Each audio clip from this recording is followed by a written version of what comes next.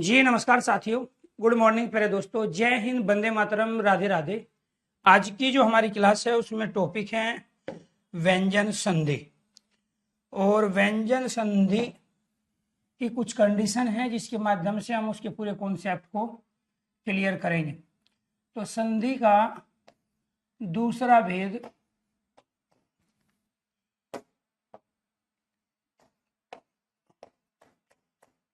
व्यंजन संधि।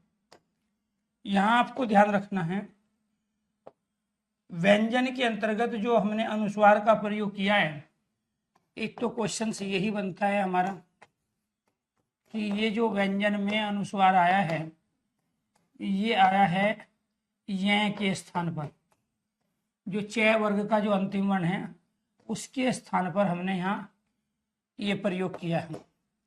दूसरा, संधि में जो अनुस्वार आया है ये आया है यहाँ न के स्थान पर। अब ये पांच हमारे क्या है, अनुनासिक वर्ण है। ये क वर्ग का अंतिम वर्ण है, ये च वर्ग का अंतिम वर्ण है, ये ट वर्ग का अंतिम वर्ण है, और ये त वर्ग का अंतिम वर्ण है, और ये प वर्ग का अंतिम वर्ण।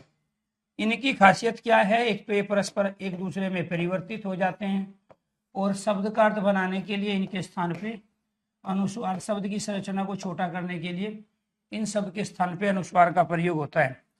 तो संधि में अनुस्वार आया है न के स्थान पे, व्यंजन में अनुस्वार आया है य के स्थान पे।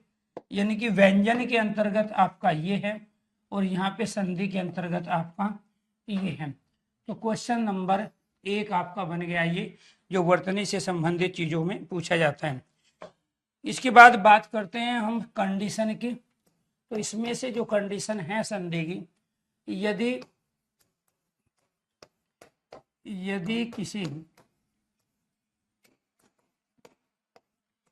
किसी स्वर वर्ण के बाद, यदि किसी स्वर वर्ण के बाद 6 वर्ण आए, यदि किसी स्वर वर्ण के बाद 6 वर्ण, यदि किसी स्वर वर्ण के बाद 6 वर्ण आए, 6 वर्ण आए तो दोनों के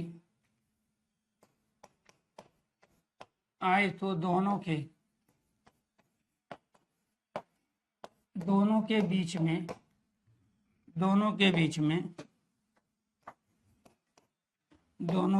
में च का आगम हो जाता है। दोनों के बीच में आधा च आ जाता है। कैसे?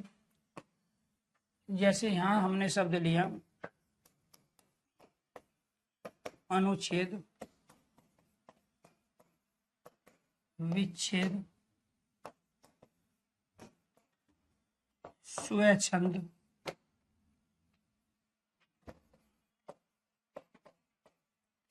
वृक्षछाया। तो इस तरीके से आपको शब्द देके इनका संधि विच्छेद भी पूछ सकता है। यहाँ पर ये जो बने हैं ये अनु और छेद से मिलके बना है, और ये वी और छेद से मिलके बना है,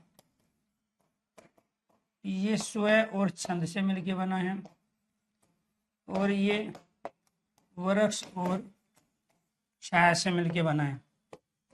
तो इसमें यहाँ पर क्या है, ये उ के साथ में 6 आ गया, ई के साथ में यहाँ पे 6 है, इसमें यहाँ ए के साथ में 6 है, और इसमें भी यहाँ ए के बाद में 6 है।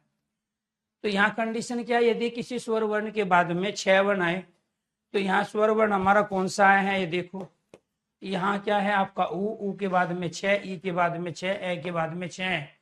इसीलिए यहाँ पर शब्द के बिल्कुल बीचों बीच क्या आ गया, च का आगम हो गया, अर्थात च आ जाता है। आगम का मतलब क्या होता है, आना।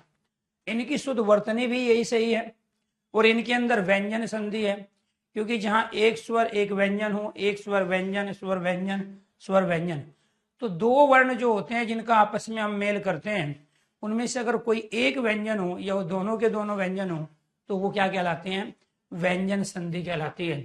अगर ये कंडीशन आपको क्लियर हो गई हो तो एक बार सारे स्टूडेंट ओके कीजिए, यस कीजिए। दूसरे क्वेश्चन यहाँ क्या से बने आपके, इसमें अनु उपसर्ग है, वी उपसर्ग है, ठीक है। तो यहाँ उपसर्गों की पहचान हम संधि के आधार पे करेंगे। शाब्दिक अर्थ जो हमें पता चलता है वो भी संधि के आधार पे पता चलता है, तो इसीलिए वर्तनी की जो जानकारी होती है वो भी संधि के आधार पे। तो यहाँ पर ये थी आपकी व्यंजन संधि की आज की पहली कंडीशन। फिर आपसे क्या पूछा जाएगा, फिर आपसे पूछेगा जी, यहाँ तक चीजें क्लियर अगर है तो एक बार सारे स्टूडेंट ओके कीजिए, यस कीजिए। चलो, किसी का कोई डाउट होगा तो साथ के साथ आप पूछते रहना। फिर आपसे ये पूछा जाएगा कि यहाँ पर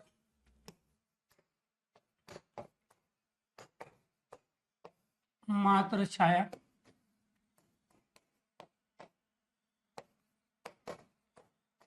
तरु छाया,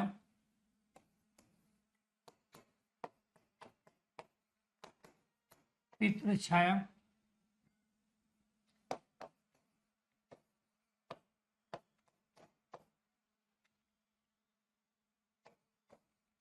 बृहत छाया,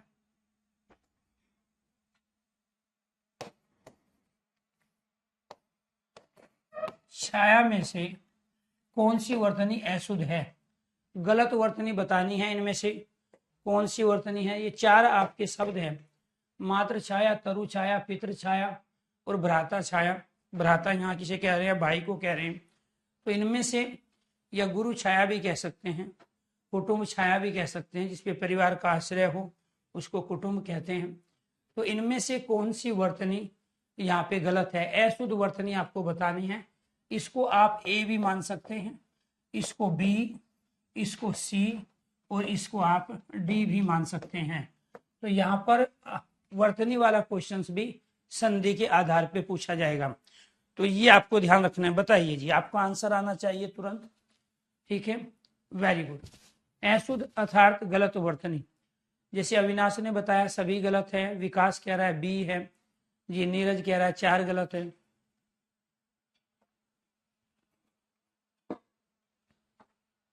जी भ्राता क्या कहते हैं, भ्राता कहते हैं भाई को। अभी आपको कंडीशन यहाँ पे बताई है क्या, कि यहाँ पर ये आपका मात्र है और इसके बाद में ये क्या है आपका छाया है। यहाँ पर ये क्या है आपका, ये तरु है और ये क्या है आपका छाया है। यहाँ पितृ है और ये क्या है आपका छाया है। और यहाँ ये क्या है, ये भ्राता है और ये आपका क्या है यहाँ छाया है।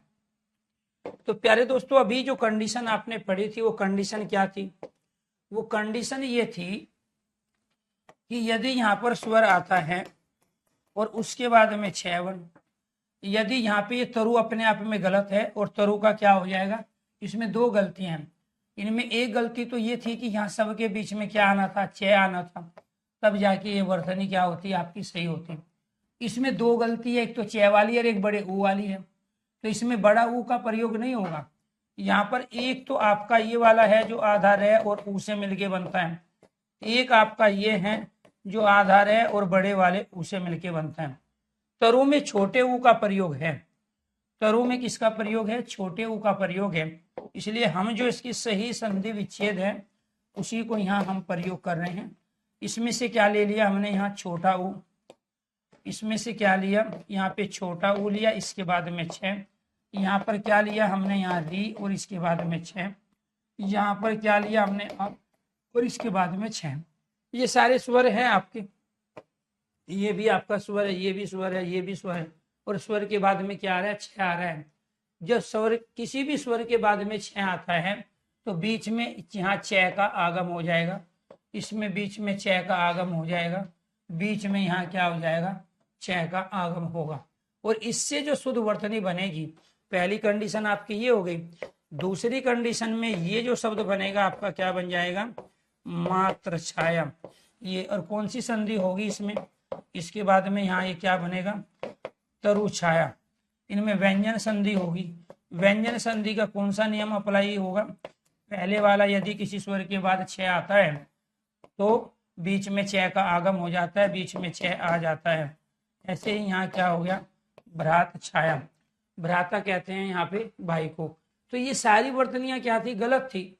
क्यों? क्योंकि इनमें बीच में छ नहीं था। इसलिए शुद्ध वर्तनी में अनेक बार ये क्वेश्चन पूछे जा चुके। तो मात्र छाया, तरु छाया में दो लॉजिक है। एक तो यहाँ छोटा ऊ आएगा, ध्यान रखना है आपको, वहां बड़े वाला ऊ था ये वाला, ठीक है, तो इसमें छोटा ऊ आता है और इसके बाद में बीच में यहाँ क्या आएगा, छ। तो ये क्या हो गई आपकी शुद्ध वर्तनी, और वो क्या थी, सारी की सारी आपकी गलत वर्तनी थी। तो इन सब चीजों को आपको इसी तरीके से लॉजिकली समझना है। दूसरी कंडीशन, यदि मैं के बाद, यदि मैं के बाद मैं आए, यदि मैं के बाद मैं आए तो मैं का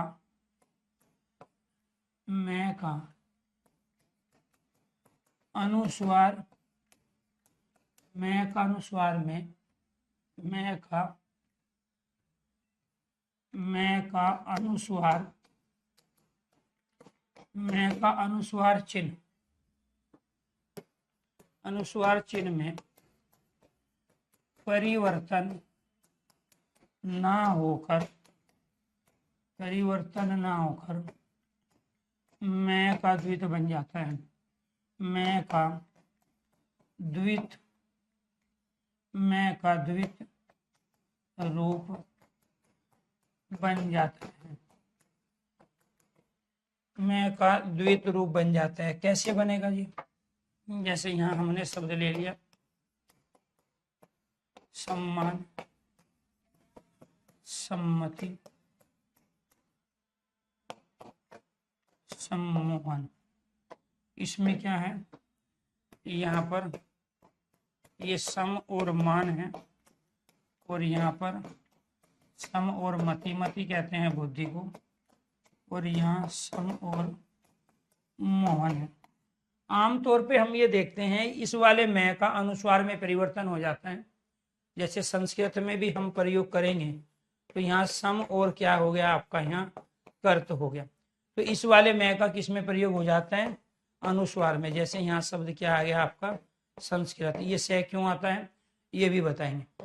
तो इसमें भी यहाँ इस मैं के स्थान पे क्या आ गया आपको। तो ऐसे बहुत सारे शब्द है जहां पर इस मैं का, अभी हमने एक शब्द प्रयोग किया यहाँ पर संयोग, तो ये सम और योग है, तो यहाँ पे भी क्या हो जाता है, यहाँ पे संयोग की शुद्ध वर्तनी ये है, इस वाले मैं का अनुस्वार में परिवर्तन हुआ। तो यहाँ आपने अब तक ये पढ़ा है कि ये मैं का अनुस्वार में परिवर्तन होता है, मैं का अनुस्वार चिन्ह में परिवर्तन होता है। लेकिन यदि मैं के बाद में मैं आएगा, जैसे यहाँ आधा में है, इसके बाद में यहाँ मैं आया, यहाँ पे इस वाले मैं के बाद में फिर ये मैं आया, यहाँ इस वाले मैं के बाद में मैं आया, तो मैं का द्वित हो जाता है। द्वित का मतलब क्या होता है, द्विगुणी, यानी कि व्यंजन के दोनों रूप। तो यहाँ द्वित का मतलब क्या होता है, द्विगुणी होता है, अर्थात व्यंजन के दोनों रूप होते हैं। तो इस द्वित को ही हम क्या बोलते हैं, द्विगुणी रूप भी बोलते हैं। व्यंजन के दो रूप होते हैं, एक होता है स्वर रहित, स्वर रहित व्यंजन, और दूसरा होता है आपका स्वर सहित व्यंजन। स्वर रहित और स्वर सहित व्यंजन है।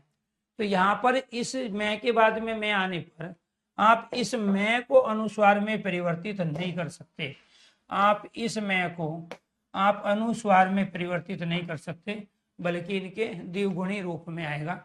जैसे यहाँ पे आधा मैं और मैं और मैं और मैं। जो मैं कंडीशन बता रहा हूँ, एग्जाम्पल बता रहा हूँ, उस पर संतोष सुरेश शर्मा जी आप थोड़ा यहाँ पे ध्यान दो, ठीक है। जो कंडीशन आप पूछ रहे हो सारी की सारी चीजें इसमें आगे आ जाएंगे, ठीक है। तो ये आपको ध्यान रखना है, ठीक है। तो ये क्या हो गया जी, आपके दूसरी कंडीशन है। इसके बाद आ जाओ यहाँ पे आप तीसरी कंडीशन। क्या है जी तीसरी कंडीशन, ए और आ, ए और आ, ए और आ स्वर, ए और आ स्वर स्वर वर्ण को छोड़कर यदि किसी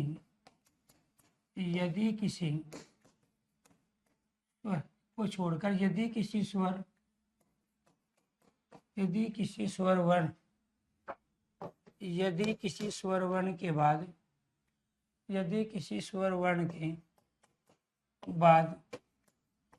दंतव्य से आता है,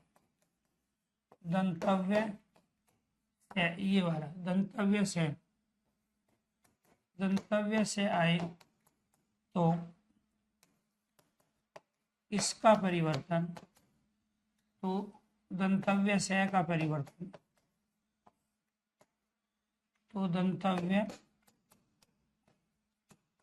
दंतव्य से का परिवर्तन मूर्धन्य से में, दंतव्य से का परिवर्तन मूर्धन्य से में हो जाता है, मूर्धन्य से में हो जाता है। कैसे होगा जी? ये ऐसी कंडीशन है जो लाइफ में आप पहली बार क्लियर कर रहे हो, पढ़ा तो आपने बहुत बार है, लेकिन यहाँ आप इन चीजों में गलती करते थे। जैसे शब्द आ गया हमारा यहाँ विषम शब्द है, विषाद शब्द है और अभिषेक शब्द है, तो ये आपको ध्यान रखना है। तो ये क्या है जी आपका,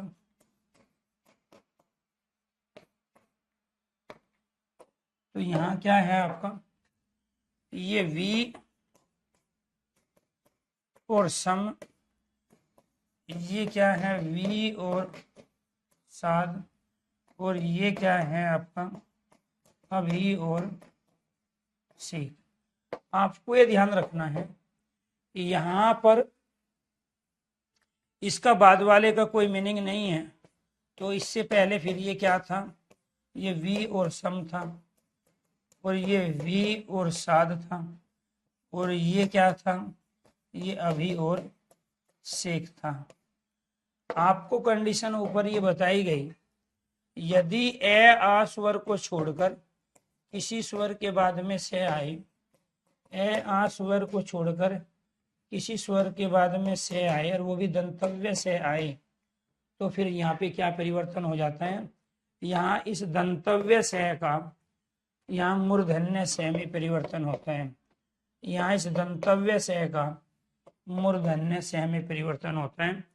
पहली कंडीशन आपकी ये थी, दूसरी कंडीशन ये बनी, तीसरी कंडीशन में जाके आपके पास नए शब्द आए जो विषम, विषाद और अभिषेक के रूप में आप प्रयोग करते हैं। जब किसी एक स्वर के साथ में व्यंजन आ जाता है तो उसको व्यंजन संधि कहते हैं। यहाँ स्वर के साथ में क्या आया, व्यंजन आया, इसलिए सारे क्या है आपके व्यंजन संधि है। तो ये आपको ध्यान रखना है, ठीक है। तो सही संधि विच्छेद क्या है, क्योंकि ये आपने पढ़ा है, ये आपने सुना है, लिखा है, देखा है, जो आपने पढ़ लिया, सुन लिया, लिख लिया, देख लिया, समझो वो सार्थक शब्द है। और दो अलग सार्थक शब्दों से हम किसी नए शब्द का निर्माण कर लेते हैं, वर्णों को आपस में परिवर्तन करके, वर्णों को मिलाकर, एक के स्थान पे दूसरे का प्रयोग करके, यही संधि का कॉन्सेप्ट है। तो ये थी आपकी तीसरी कंडीशन। अगर यहाँ तक चीजें क्लियर है तो एक बार सारे स्टूडेंट ओके कीजिए, यस कीजिए। सत्येंद्र, विकास, मुरारी, यादव, अश्वनी, शौर्य, अंकित, भारती, ऋचा, मोनिका, सत्यम, अश्वनी, यश, अंकुर, मोनू, धर्मेंद्र, किरण, बबलू, कपिल, मनोज, संजय, जी सभी से रिक्वेस्ट है, गुजारिश है, तमाम बच्चों के कमेंट ठीक है मुझे सामने दिखाई दे रहे हैं। तो बाकी नोट्स की जो कैटेगरी है वहाँ पे आपको पीडीएफ मिलेगी, लेकिन उससे भी ज़्यादा ज़रूरी यहाँ पर क्या है, कॉन्सेप्ट को क्लियर करना। तो अगर आप इस तरीके से, क्योंकि वैसे तो किताबों से, पीडीएफ से तो आप पहले अनेक बार पढ़ चुके हो और सभी सब्जेक्ट को पढ़े हो, तो यहाँ हिंदी एक ऐसा सब्जेक्ट है जिसमें आपको अगर तरीके से लॉजिकली आप तैयार करोगे तो कभी इसमें रिवीजन करने की और प्रैक्टिस करने की आवश्यकता नहीं होगी, क्योंकि जितने जो कंडीशन है, जो भी आपके एग्जाम के लिहाज से एग्जाम्पल बनते हैं, पूछे जाते हैं, उन सबको मैं यहाँ पे ले आता हूँ। जो सबसे ज्यादा करीब और महत्वपूर्ण चीज है वो बोर्ड पे लिखी जाती है, उसके कॉन्सेप्ट को क्लियर करते हैं। ठीक है, हालांकि आपको बहुत सारे मॉक टेस्ट, बहुत सारे प्रीवियस क्वेश्चंस और इसके साथ में ई बुक और पीडीएफ, ये तमाम चीजें मैं प्रोवाइड कराता हूँ, लेकिन उन सबसे पहले आपका काम है इन सब चीजों को क्लियर करना। अगर ये कॉन्सेप्ट क्लियर हो गए तो आप उससे रिवीजन कर सकते हो। जब कॉन्सेप्ट ही क्लियर नहीं है तो रिवीजन के लिए आप कितना भी डाटा इकट्ठा कर लो, फिर वहां से आप अपने पेपर में 100% परफॉर्मेंस नहीं कर पाओगे। हिंदी पढ़ने का फायदा यह है कि अगर हिंदी के आप सारे क्वेश्चन वहां सही बना पाए, तब तो आपको दूसरे बच्चे के मुकाबले कॉम्पिटिटिव एग्जाम में मेरिट में कुछ ज्यादा अंक आपके ज्यादा होंगे, तभी आपका सिलेक्शन होगा।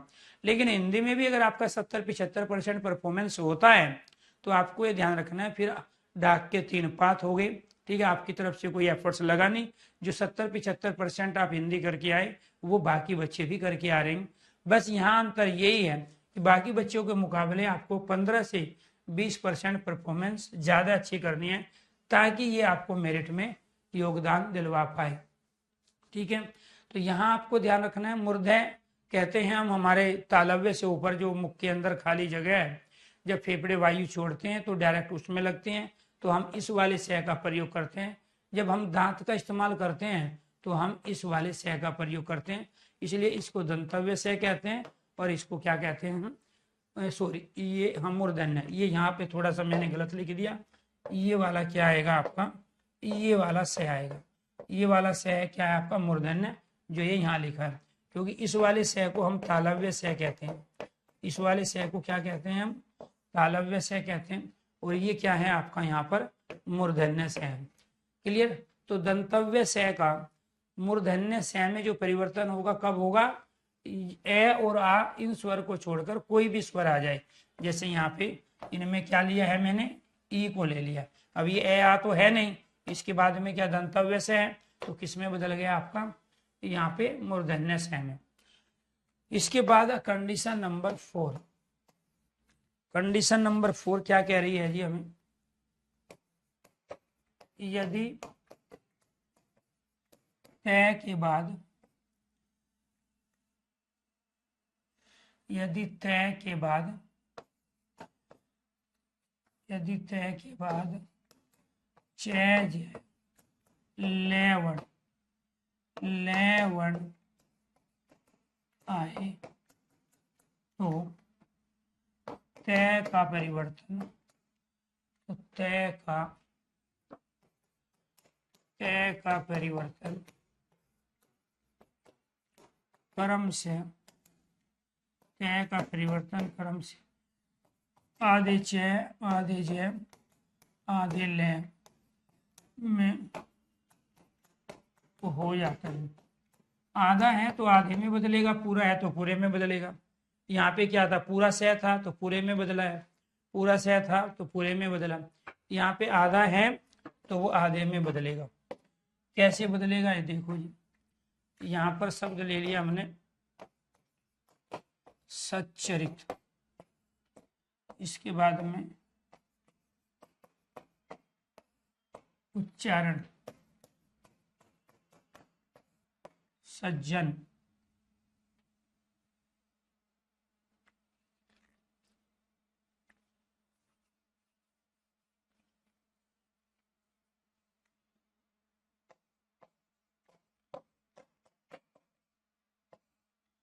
उल्लेख,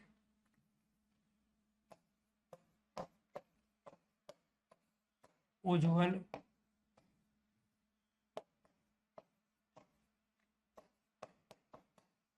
उल्लेख और उल्लास। यहाँ पर क्या है, सच और चरित पहले जो हमें दिया गया है उसको उसी रूप में आप लिख लो। ये क्या है यहाँ, उच्च और चारण, ये क्या है यहाँ सज और जन, ये क्या है यहाँ पे आपका उज और जवल है, और ये क्या है यहाँ पे उल और लेख है, और ये क्या है यहाँ पे उल और ला से। तो ये आपको ध्यान रखना है। तो इसके अंतर्गत क्या है यहाँ, ये सत और चरित्र से मिलके बना है, ये उत और चारण से मिलके बना है, ये सत और जन से मिलके बना है, ये उत और ज्वल से मिलके बना है, ये उत और लेख से मिलके बना है, और ये उत और लाश से मिलके बना है। तो ये आपको ध्यान रखना है कि यहाँ पर तय के बाद में क्या आ गया जी, छः, तय के बाद में छः, यहाँ तय के बाद में जय, तय के बाद में जय, तय के बाद में यहाँ ले, और यहाँ तय के बाद में ले। अब इस कंडीशन को आप अप्लाई करो। जब तय के बाद में छः आता है तो इस वाले तय का छः में परिवर्तन, इस वाले तय का छः में परिवर्तन, इसका जय में परिवर्तन, यानी कि जो भी तय के बाद में होगा ये उसमें बदल जाएगा। यहाँ ले है तो तय ले में बदल गया, यहाँ तय के बाद जय है तो ये तय जय में बदल गया, यहाँ तय के बाद में चय है तो ये तय चय में बदल गया। यदि तय के बाद यदि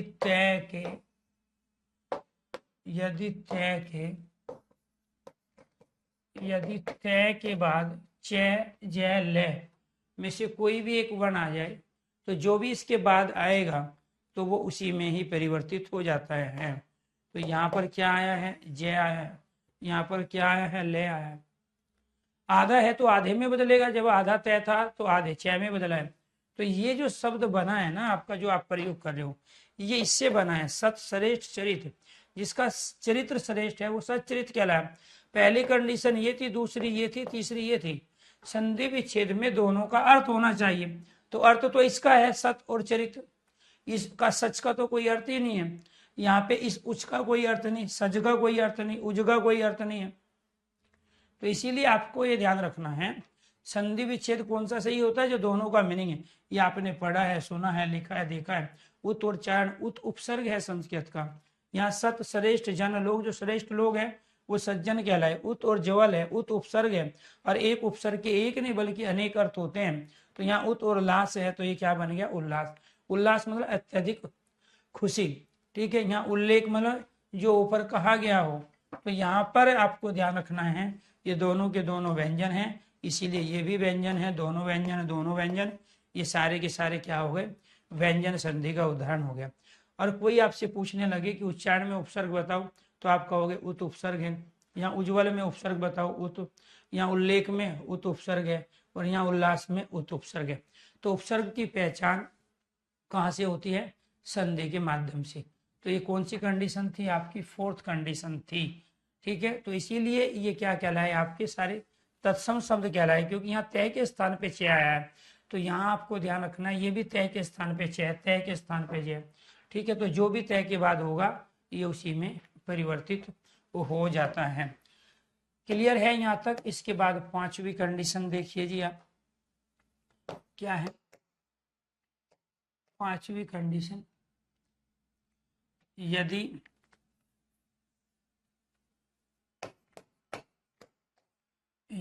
सम उपसर्ग के बाद कर क्रिया या, यदि सम उपसर्ग के बाद कर क्रिया या कैसे बना शब्द, कर क्रिया या कैसे बना शब्द, कैसे बना शब्द आए तो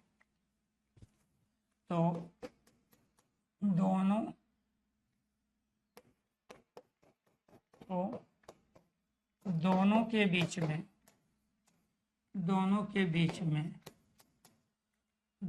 बीच में दंतव्य से, और वो भी आधा, दोनों के बीच में दंतव्य से आ जाता है या दंतव्य से का आगम हो जाता है। कैसे होगा? जैसे हमने यहाँ पे शब्द ले लिया, संस्कृत शब्द है, संस्कार शब्द है, संस्कृति शब्द है,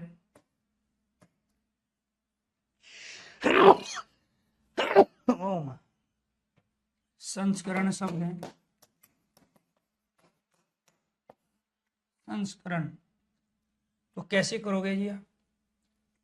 यहाँ पर ये जो बना है, ये बना है आपका सम और कर्त से, ये बना है आपका सम और कार से, ये बना है आपका सम और कर्ती से।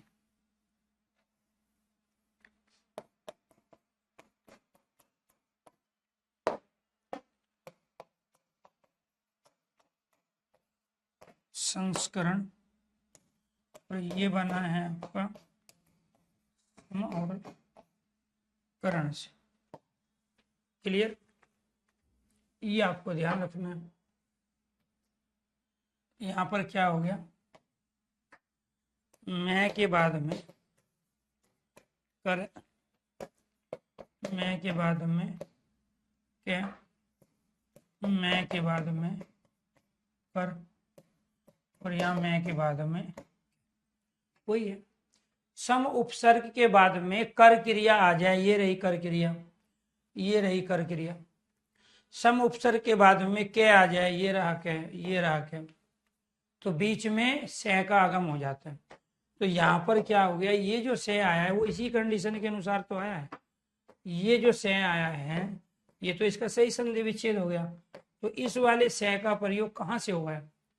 यहाँ पर मैं के बाद में, ये भी तो कह सकते हैं मैं के बाद में कर क्रिया है, मैं के बाद में क्या आए, तो दोनों के बीच में से का आगम हो जाता है। तो सम उपसर्ग के बाद में कर क्रिया है या कैसे बना शब्द आए तो बीच में क्या हो जाएगा? आधे से का। कौन सा से? दंतव्य से हम इसको कहते हैं। दंतव्य से का आगम हो जाएगा, दंतव्य से आ जाएगा। आगे देखिए 6 कंडीशन। यदि परि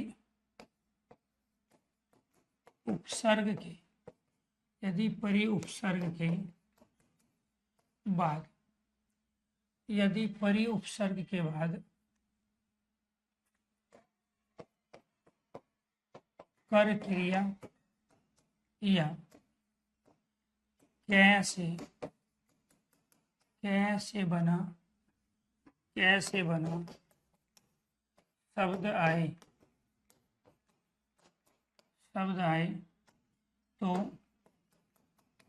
शब्द आए तो दोनों के बीच में, शब्द आए तो दोनों के, यदि परिउपसर्ग के दोनों के बीच में मूर्धन्य से, दोनों के बीच में मूर्धन्य से, मूर्धन्य से का,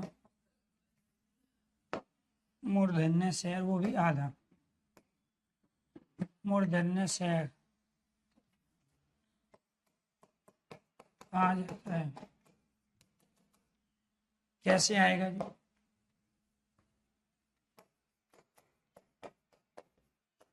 परिष्कार, परिष्कृत, परिष्करण। तो कैसे करोगे? यहाँ पे, यहाँ परी के बाद में क्या आया है? कार है, और यहाँ परी के बाद में क्या है? कर्त है, और यहाँ परी के बाद में क्या आया है? कर्ण। ऐसे ही यहाँ पर क्या हो गया? इसमें इधर ये ई के बाद में क्या है? ई के बाद में क्या है? ई के बाद में क्या? तो एक स्वर एक व्यंजन है तो व्यंजन संधि तो होगी, लेकिन यहाँ परि उपसर्ग के बाद में कैसे बना शब्द आया है, परि उपसर्ग के बाद में कर क्रिया से बना शब्द है, बात एक ही है। तो कर क्रिया में भी तो पहले क्या ही है, तो परि उपसर्ग के बाद में क्या आया है, तो इसी वजह से यहाँ मूर्धन्य से, ये कौन सा से होता है, मूर्धन्य से, वो भी हलंत लगा है तो इसका मतलब आधा है, तो इस मूर्धन्य से का प्रयोग होगा यदि परि उपसर्ग के बाद में कै या कर क्रिया से बना शब्द आता है। तो उम्मीद करता हूँ कि ये कंडीशन आपको अच्छी तरीके से समझ में आई होगी। क्लियर जी। यहाँ पर अब हम किसका प्रयोग करेंगे, उड्डयन और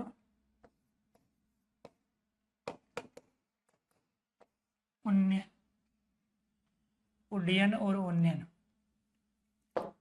इसको कैसे करोगे जी आप, यहाँ हमने प्रयोग किया उड और डयन का, और यहाँ हमने प्रयोग किया उन और नयन का। फिर हमने देखा कि पहले वाले का तो अर्थ ही नहीं है, तो अर्थ नहीं है तो फिर क्या करेंगे, हम अर्थ बनाएंगे, अर्थ नहीं है तो फिर क्या करेंगे, अर्थ बनाएंगे।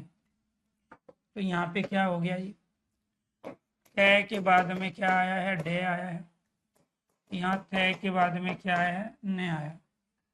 ये पूछेगा आपसे, तो यदि तय के बाद में डे आएगा तो ये जो आपका तय है ये भी प्यारे दोस्तों डे में बदलेगा।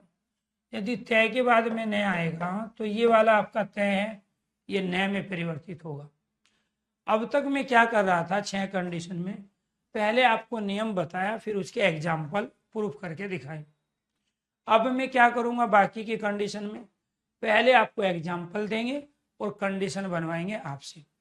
ठीक है, तो बनाओ जी, इसका नियम क्या है। तो इसका नियम क्या बनाओगे आप, रटना नहीं है चीजों को। इसका नियम क्या है, यदि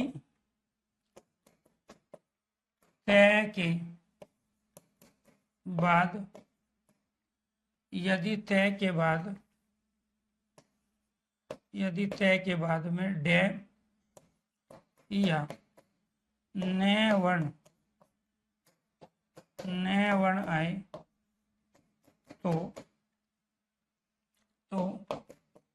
तय का परिवर्तन, तय का परिवर्तन क्रम से, तय का परिवर्तन क्रम से डे व न में हो जाता है। अगर मैं पहले ये कंडीशन लिखता फिर आपको ये एग्जाम्पल देता, तो ये तो वही हुआ ना।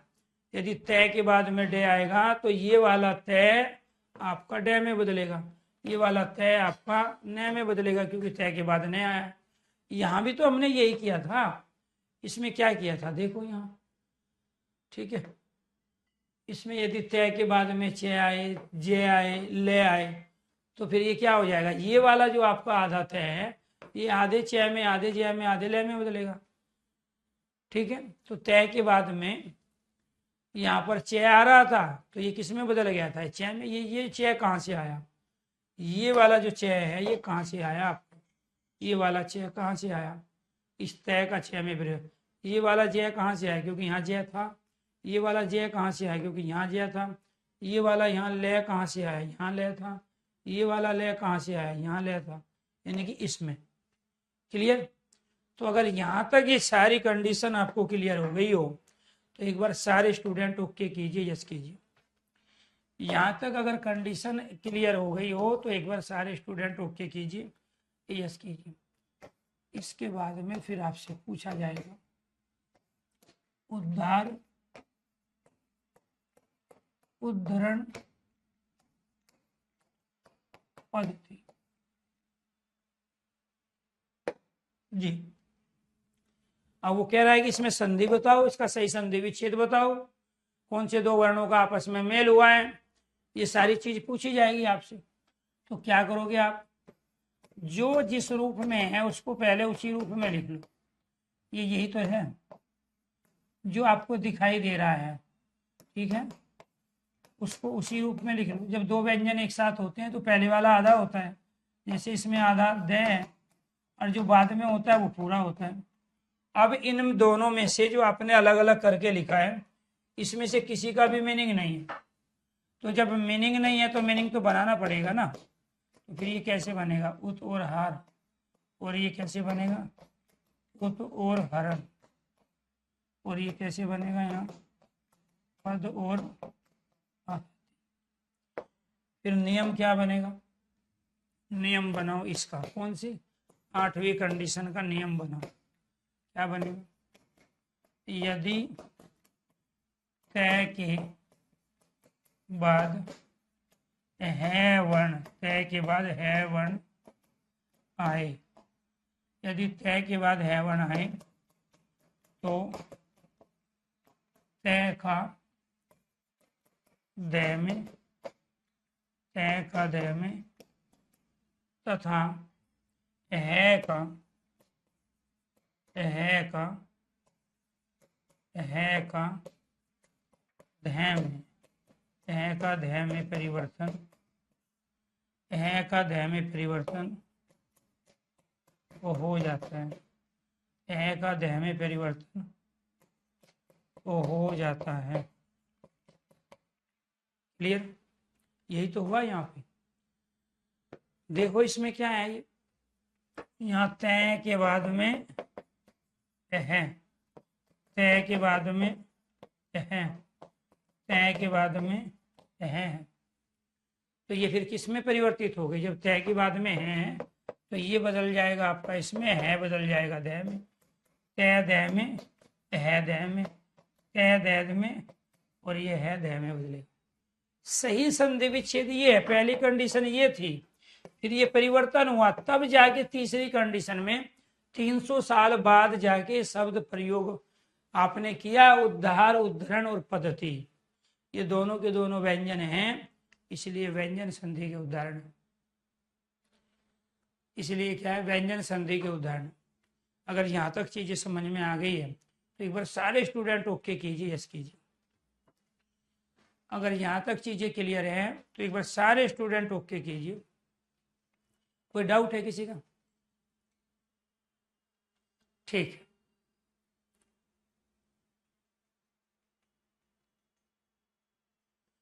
क्लियर, किसी का कोई भी डाउट है तो पूछ सकता है भाई, कमेंट बॉक्स में कमेंट करके। कितनी कंडीशन हो गई आपकी, 8 कंडीशन हो गई, ठीक है, क्या किसकी, व्यंजन संधि की। आगे बढ़े, यहाँ तक क्लियर है। रूपा कुमारी, विपिन, अर्पित, अश्वनी, आकाश, सत्यम, पूजा, प्रीति, प्रियंका, वर्णिका, सूर्य, मोनू, यश, भारती, संगम जी, और किसी का कोई, थैंक यू। आगे बढ़ते हैं, 9वीं कंडीशन,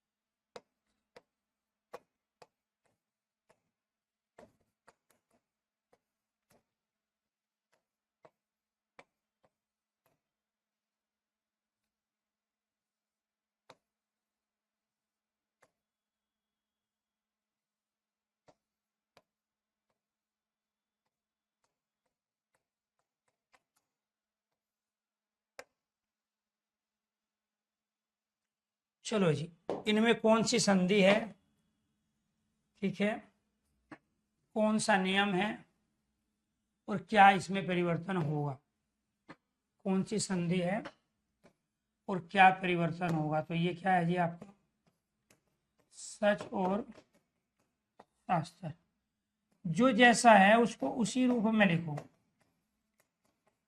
ये वाला हो गया। अब जो हमने इसका संधि विच्छेद किया, इसमें इसका कोई मीनिंग है ही नहीं, इसमें इसका कोई मीनिंग नहीं है दोनों में से। जब मीनिंग नहीं है तो क्या करना पड़ेगा, मीनिंग बनाना पड़ेगा। कैसे बनेगा, सत और शास्त्र, यहाँ पे उत और श्वास, ये आपने पढ़े हैं, लिखे हैं, सुने हैं और देखे हैं। और ये उत और आपका यहाँ क्या बनेगा,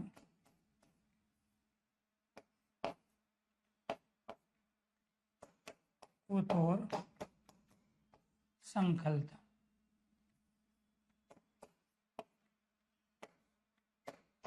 उत्संकल्प, यहाँ क्या है, तय के बाद में से, यहाँ भी तय के बाद में से, और यहाँ भी क्या है, तय के बाद में से, ये वाला से। क्लियर। नियम क्या बनेगा, नियम क्या बनेगा, नियम बनेगा यदि तय के बाद तालव्य से, ये तालव्य से, यदि तय के बाद तालव्य से आए तो, तालव्य से आए तो तय का परिवर्तन, तय का परिवर्तन क्षय में, तय का परिवर्तन क्षय में, क्षय में, तथा क्षय का, तथा क्षय का परिवर्तन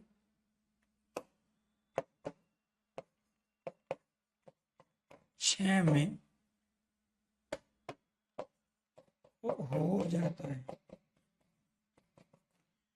क्लियर बात समझ में आई। तो ये क्या था, आपका नियम बन गया।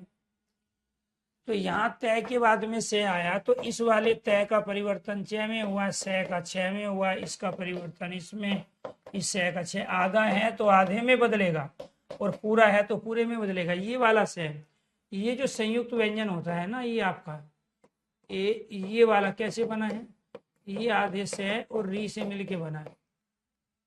तो इसका मतलब क्या हुआ, इसका मतलब ये हुआ कि इसमें ये जो है, ये आपका आधा सह ही है, इसको हम तालव्य सह कहते हैं। तब जाके आपका सत, शास्त्र, उच्छ्वास और उत्संकल्पता बना। ये वर्तनी में बहुत पूछा जाता है। तो इसका मतलब क्या हुआ, ये शुद्ध वर्तनी है, ये क्या शुद्ध वर्तनी है, और बहुत सारे बच्चे क्या करेंगे, इसको गलत करेंगे। तो तीनों की तीनों वर्तनी क्या थी आपकी, ये शुद्ध थी। यहाँ तक क्लियर है। उम्मीद करता हूं कि किसी भी तरह का कोई भी डाउट है तो आप पहले अपना डाउट क्लियर कीजिए।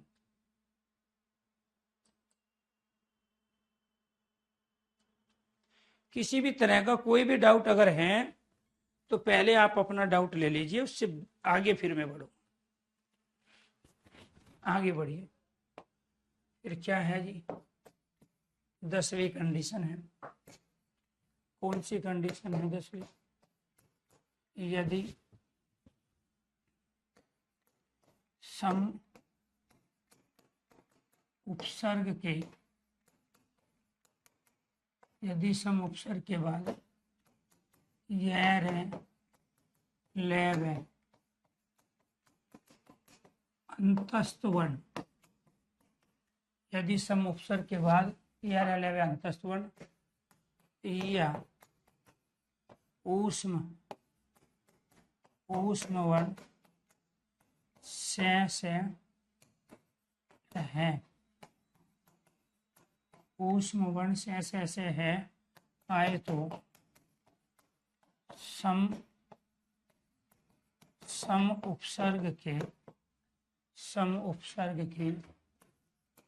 मैं का अनुस्वार चिन्ह में, अनुस्वार चिन्ह में परिवर्तन, अनुस्वार चिन्ह में परिवर्तन हो जाता। कैसे प्रयोग करेंगे जी हम, यहाँ पे शब्द आया हमारा संयोग संरक्षण, संयोग, संरक्षण, संलग्न और संवाद। यहाँ पर क्या है, ये है आपका सम और योग है, ये आपका सम और रक्षण है, ये आपका सम और लगन है, और ये आपका सम और वाद है। यहाँ पर क्या है, मैं के बाद में ये है, मैं के बाद में रे है, ये मैं के बाद में ले है, यहाँ मैं के बाद में वे है, और ये रे ले और वे अंतस्थ वर्ण कहलाते। तो यहाँ पर क्या हुआ, यहाँ पर कंडीशन ये बन गई कि जब मैं के बाद ये है तो इस वाले मैं का अनुस्वार, इस वाले मैं का अनुस्वार, इस वाले मैं का अनुस्वार, इस वाले मैं का यहाँ अनुस्वार में परिवर्तन। तो ये क्या कहलाए। इसके बाद दूसरी कंडीशन देखिए जी, यहाँ शब्द क्या आ गया आपका, सन से संसार और सनहा। इसमें क्या होगा, इसमें ये सम और से मिलके बना है, ये सम और सार से मिलके बना है, ये सम और हार से मिलके बना है।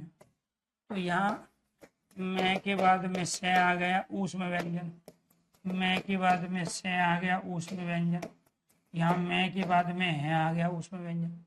तो इस वाले मैं का अनुस्वार में, इस वाले मैं का अनुस्वार में, इस वाले मैं का अनुस्वार में परिवर्तन हुआ।